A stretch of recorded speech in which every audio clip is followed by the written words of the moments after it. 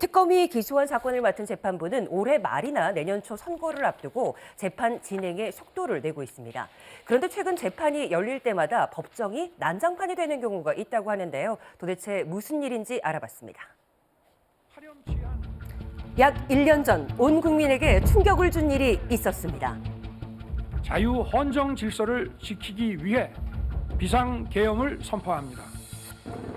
대한민국 헌법을 뒤흔든 12.3 비상계엄 선포. 총을 든 계엄군이 국회를 점거하는 사태가 발생했습니다. 국민의 적극적인 저항으로 다행히 계엄은 빠르게 종료될 수 있었는데요. 시간이 흘러 4월 4일 헌법재판소. 대통령 윤석열을 파면한다. 그런데 아직 끝난 게 아닙니다. 계엄을 선포한 윤석열 전 대통령을 두고 내란 우두머리 혐의 등에 대한 형사재판이 진행 중인데요. 이른바 내란 재판이 이어지고 있습니다. 위헌 위법한 비상계엄의 절차적 정당성 확보를 위한 적극적 행위를 하며 특검은 한덕수 전 국무총리를 내란 우두머리 방조 등의 혐의로, 또 내란 2인자라고 불리는 김용현 전 국방부 장관을 내란 중요 임무 종사 혐의로 기소했습니다. 국무위원들의 말을 들어보라는 건의를 한 상황은 전혀 확인되지 않고 윤석열과 김용현에게 관련 서류를 건네주었습니다. 동조의 의사표시를 하는 모습까지 확인됩니다. 19일 내란 우두머리 방조 혐의로 기소된 한덕수 전 국무총리 재판에서는 증인으로 김용현 전 장관이 출석했는데요. 네, 다 오셨나요? 추가로 오신 분 없으세요? 본 재판에 앞서 재판장은 경고 사항을 말했습니다. 재판 진행에 앞서서 다시 한 번 더 말씀을 드리겠습니다. 법정 질서 위반 행위에 대해서는 다음과 같이 진행합니다. 먼저 1차로 경고를 하고 2차로 퇴정 명령을 하고요.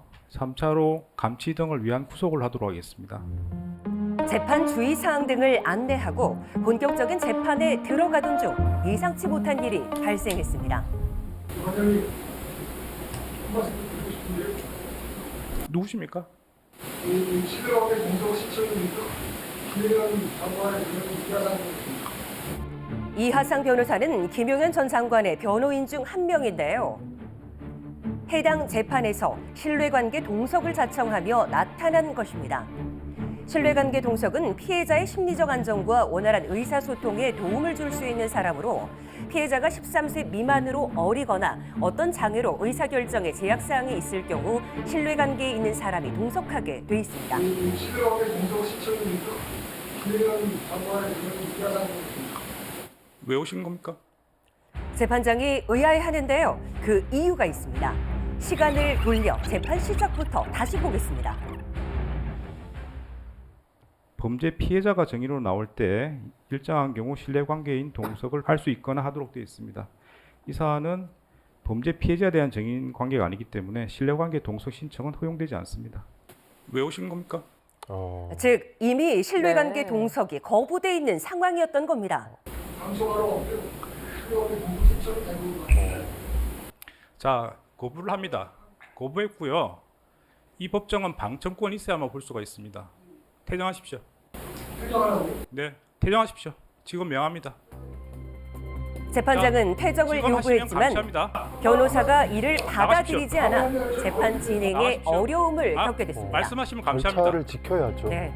감치가 뭘까요? 감치란 법정 질서를 위반한 사람에 대해서 재판장 명령에 따라 교도소나 구치소 등에 최대 20일까지 가두는 조치를 말합니다. 나라를 양치하는 데 있습니다. 저희 건의를 한 말씀만 드리겠습니다. 나가십시오. 자, 감시합니다. 감시합니다. 그 구검 장소에다 유치하도록 하겠습니다. 저는 이거는 직권 남용하는 진행입니다. 감시합니다. 건의를 한 말씀드리는데 감시한다고요? 판사에게 지적을 받은 또 다른 변호사가 있었는데요. 옆에 계신 분은 왜 있습니까? 나가십시오. 바로 권우현 변호사, 이하상 변호사와 같은 김용현 전 장관 측 변호인입니다. 방청권이 있는 분만 들어올 수 있습니다. 바로 안 나가시면 감시합니다. 자, 감시합니다. 선물해 주셔서 감사합니다, 대표님. 언쟁은 정리됐고 두 변호사에게는 법정 질서 위반을 이유로 15일 감치가 결정됐는데요. 당일 이들이 운영하는 SNS에는 감치됐다는 글이 올라왔지만 그로부터 몇 시간 후 석방됐다는 글이 또 올라왔습니다. 그리고 재판장을 조롱하는 듯한 영상도 게시했는데요. 집행불능으로 처리했습니다. 그냥 가시죠. 이렇게 된 거 진짜로. 이하상 변호사님께서 이제 진술을 안 하시니까 저도 진술을 안 했고요. 그래서 판사한테 내 이름 모르냐고 했더니 모른대요. 서울구치소는 두 변호사를 감치하기 위해 인적사항을 법원에 요청했지만 감치 재판 도중 두 변호사는 인적사항을 말하지 않았고 필요한 인적사항이 없어 집행정지 석방됐습니다. 재판부에다가 공손하게 인사하면서 감치 처분 내려주셔서 감사합니다. 와. 어째 저에 대해서나 우리 권의현 변호사에 대해서나 감치를 할 때 그 진관이 그놈의 자식의 표정을 보셨어요. 벌벌벌 떨었습니다. 이 진관이 놈 죽었어 이거. 전문용어로 못도 할. 이 정도 엄청 발언이. 위색을 떨더라고요. 근데 인터넷 방송에서는 재판장을 향해 욕설을 하기도 했는데요. 도대체 왜 이런 행동을 하는 걸까요? 이에 대해 전문가의 의견을 들어봤습니다. 이유가 도대체 뭘까요? 그 이제 신뢰관계인 동석부터 얘기를 하기는 해야 돼요. 피해자가 아닌 증인 같은 경우에도 신뢰관계인 동석이 행해지는 경우가 있기는 하거든요. 근데 이거는 법률에 규정은 없습니다. 없기 때문에 온전히 그 재판부의 재량에 따른 것이고, 그 한덕수 전 총리의 내란 재판이었고 이제 김용현 그 증인이 이제 출석을 하는 상황이었잖아요. 그 출석했던 그 이하상 권은우 변호사는 김용영 사건의 변호인인 거고, 그러니까 다른 사정을 떠나서 피해자가 아니잖아요. 또 민감한 사건이기도 하니까 이제 법률의 규정에 따라서 이제 판단하셨을 텐데, 아무튼 이제 규정이 없으니까 이제 기각을 하신 것 같고. 법정 질서 위반을 이유로 15일 감치 명령이 내려진 상황. 그런데 제대로 행해지지 않았습니다. 왜 이런 일이 일어난 걸까요? 정말 궁금합니다. 사실 감치가 이제 자체가 흔하게 행해지는 건 아니어서 이렇게 주변 사람들이 직접 감치를 하거나 이제 그런 거를 직접 뭐 보지는 못했어요. 심지어는 뭐 인적 사항을 이렇게 감치 절차에서 묵비하고 이런 경우 자체가 또 흔하지 않기 때문에 좀 이 부분에 대해서 뭔가 좀 체계화가 안 돼 있을 뿐이지, 그 법원 실무편람에 그런 내용이 있어요. 이제 그때 어떻게 조치를 하는지. 위반자가 인적 사항을 밝히지 않은 경우 사진 촬영, 지문 채취 등 조치를 하도록 돼 있습니다. 본인이 인적 사항을 얘기하지 않는다라고 해서 그게 이제 집행이 안 되는 것도 부당하기 때문에 뭐 그런 이제 다른 외형이나 용보를 통해서 특정을 하는 것만으로도 좀 충분하다고 봐야 되지 않나. 이제 이런 점에 있어서는 좀 매뉴얼화가 필요하지 않나 싶어요. 그렇다면 감치 집행이 정지된 이유는 무엇일까요? 구치소의 문의에 답을 들었습니다. 구치소 측 답변에 따르면 감치 집행에는 최소한의 인적 사항이 필요했지만 재판부는 보안이 어렵다는 사유로 석방을 명했다고 했습니다. 감치에서 풀려난 후 김 전 장관 측은 알 수 없는 발언과 행보를 이어갔는데요. 한덕수 전 총리 재판이 아닌 다른 재판에서 감치를 저희들 개인 언급했습니다. 인적 사항을 불법으로 활용을 해서 집행을 하겠다는 이런 얘기가 있어서요. 저는 용납될 수 없다는 입장을 좀 재판부께 말씀을 드리겠습니다. 또 다른 변호인은 검사 측의 감치 명령을 언급했습니다. 아니 변호사님들 오늘따라 왜 이렇게 더 날이 서 계세요? 지난 19일에 이어 23일에도 재판장을 향한 모욕을 이어갔습니다. 해당 내용 한번 들어보시죠.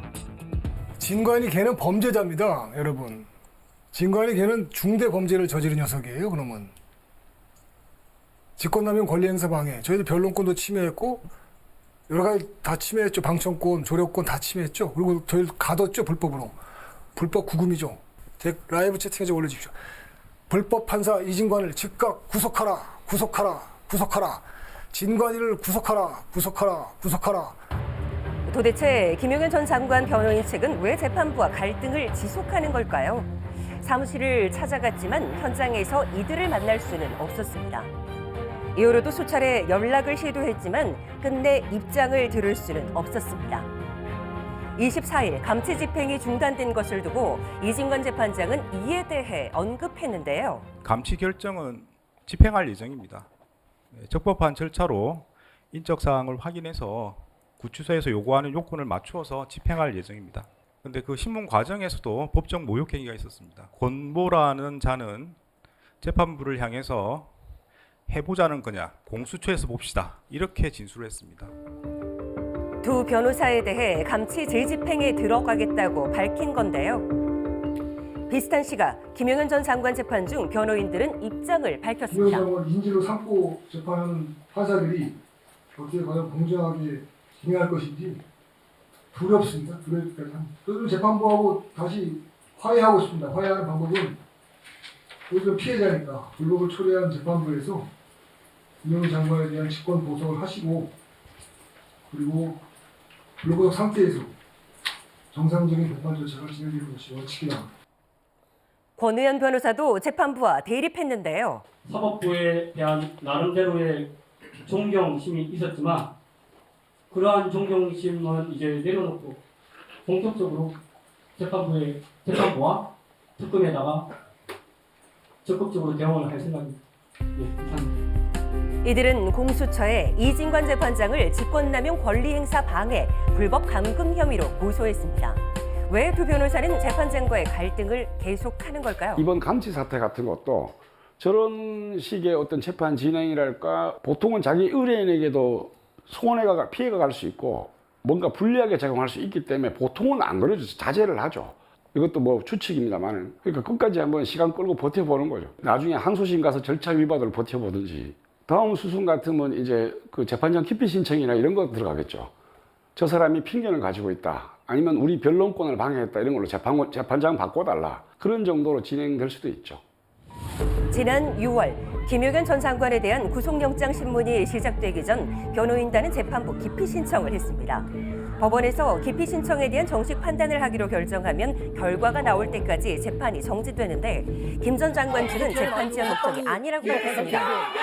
그거 잘못해서 정지해서 또다시 공소를 제기하려면 새로운 구속사유에 해당할 수가 없죠. 이에 조은석 내란 특검은 재판 지연 목적이 명백한 행위로 기각을 요청한다는 의견서를 법원에 제출했습니다. 그러나 김 전 장관 측 변호인들은 관할 법원 이전 신청까지 했고 결국 재판이 멈춰 5개월 만에 정식 재판이 열렸습니다. 저희가 그때 그 기피 신청하신 것 때문에 기일이 너무 많이 빠져가지고. 또 저희 야단치시는 겁니까? 김용현 전 장관 측 변호인들의 행동에 전문가는 법치 질서의 중요성을 더욱 강조합니다. 이 정도로 화제성이 생기면 이걸 비판적으로 보는 게 아니라 나도 저래봐야 되겠다 내지는 야 훌륭하다 이렇게 생각하는 분들이 나오면 이제 모방 행위가 자꾸 벌어지겠죠. 우리가 뭐 존경하는 재판장님도 저분 개인을 존경하는 뜻이 아니라 적어도 재판장석에 있으면 그 사람이 우리 법체계 안에서 사법부를 대체해서 온 사람이니까 그 정도는 존중해줘야 되는 거지. 저걸 동네 길거리 싸움처럼 만들면 문제인 거죠. 대법원 산하 법원행정처는 두 변호사에 대해 법정 모욕, 명예훼손 등의 혐의로 경찰에 고발했습니다. 또한 법치주의를 훼손하는 행동에는 선처 없는 엄정한 제재가 필요하다고 강조했습니다. 네, 변호인들이 법정에서 감치 등 처분을 받은 전례가 드물다고 하죠. 이 법원 행정처는 사법질서 전체에 대한 중대한 부정행위로 보고 단호하게 대응할 의지를 표명을 했는데요. 앞으로의 감치 재판은 절차가 어떻게 진행이 될까요? 네, 법원 행정처의 비공개 매뉴얼에 따르면 위반자가 인적 사항을 밝히지 않는 경우 사진 촬영이나 지문 채취 등의 조치를 취하도록 되어 있습니다. 이번에 감치 명령을 내렸던 이진관 재판장은 적법한 절차에 따라서 인적 사항을 확인하고 구치소에서 요구하는 요건에 맞춰서 집행할 것이다 이렇게 밝혔습니다. 법원 행정처는 두 변호사를 법정 모욕과 명예훼손죄로 경찰에 고발한 상황이고요. 서울중앙지법은 대한변호사협회와 서울지방변호사회에 두 변호사에 대한 징계 사유를 통보했다고 밝혔습니다.